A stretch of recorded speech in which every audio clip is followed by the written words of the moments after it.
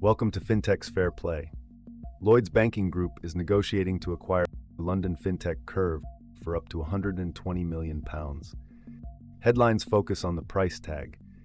They miss the psychological warfare underneath. Watch how this deal actually works. Curve was founded in 2016 by Shachar Bialik, a former Israeli Special Forces soldier. His vision?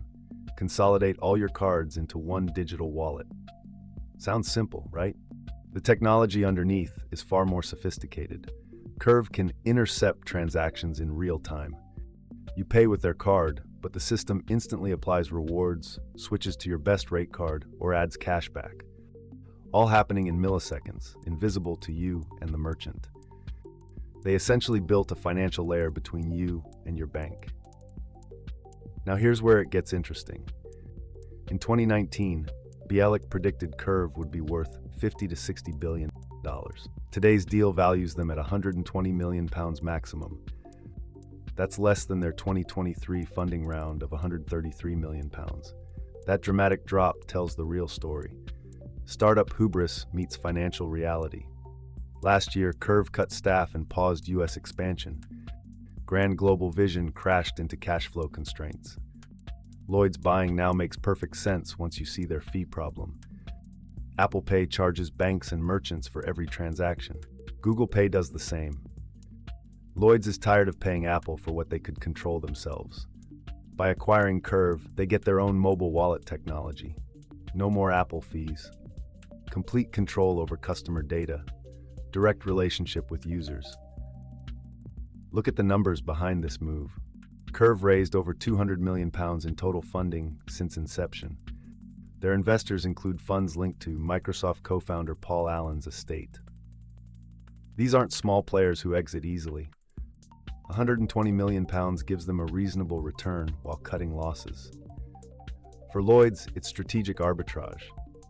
Instead of building payment technology from scratch over years, they buy proven infrastructure for a fraction of development costs. Traditional banks are systematically acquiring fintech capabilities rather than building them. Lloyds already holds stakes in Thought Machine and other fintech firms. They're assembling a tech stack piece by piece. Notice something about September 2024? Chancellor Rachel Reeves is preparing new fintech support measures. This acquisition fits perfectly into the government's narrative of strengthening UK financial technology. History teaches an uncomfortable lesson about bank acquisitions.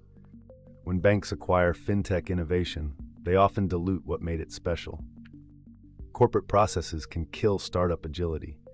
Will Curve's rapid innovation survive Lloyd's bureaucracy? Another promising fintech risks becoming just another bank product. £120 million seems reasonable for proven technology. What's less certain? Whether integration kills innovation. Can Lloyds absorb Curve without destroying what makes it work? For you as fintech users, this represents a fundamental shift. Independent fintechs offered alternatives to traditional banking. As banks acquire these alternatives, your choices become more limited. The innovation that challenged banks now belongs to banks. Watch this pattern repeat across the industry. Independent fintechs challenged banking orthodoxy. Now banks own the challengers. Innovation becomes assimilation.